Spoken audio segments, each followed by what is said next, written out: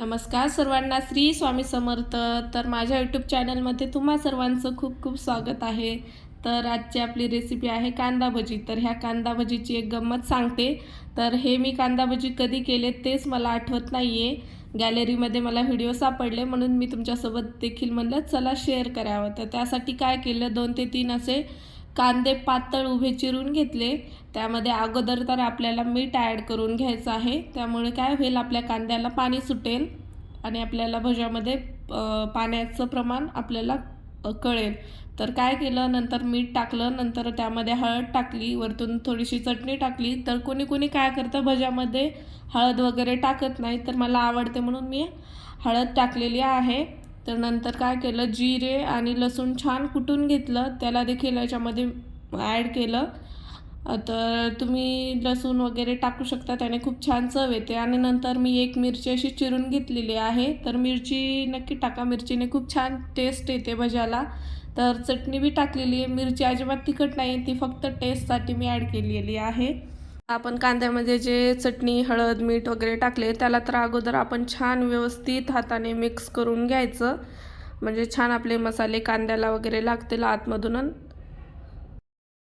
आता नंतर मी 1 वाटी बेसन पीठ घेतलं, त्याला देखील छान आपल्याला मिक्स करून घ्यायचं आणि पाणी थोडं थोडं करून आपल्याला पाणी ॲड करायचं आहे.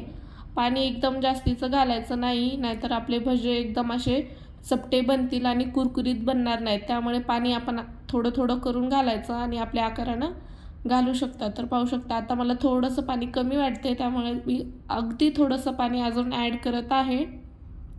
तर ही रेसिपी खरंच खूपच झटपट झालेली आहेत आपले कांदा भजी.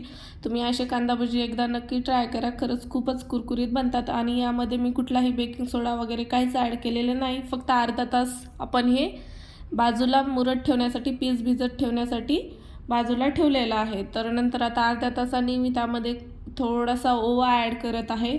ओवा देखील तुम्ही नक्की टाका, आणि देखील खूप छान टेस्ट येते. नंतर आपली हिरवी हिरवी कोथिंबीर ॲड केलेली आहे आणि कढईमध्ये तेल गरम करत ठेवलेलं होतं.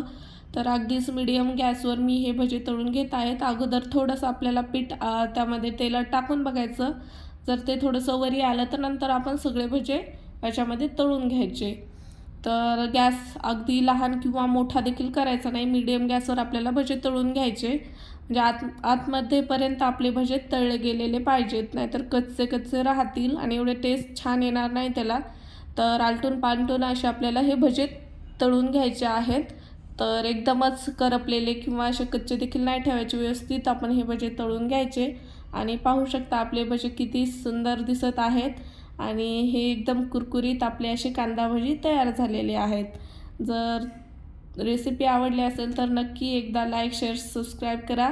आणि मला तुमच्यासोबत एक सांगायचं आहे की ज्यांनी सबस्क्रायबर केले ते कमी, आणि ज्यांनी सबस्क्रायबर नाही केले तेच माझे जास्त व्हिडिओ पाहत आहेत.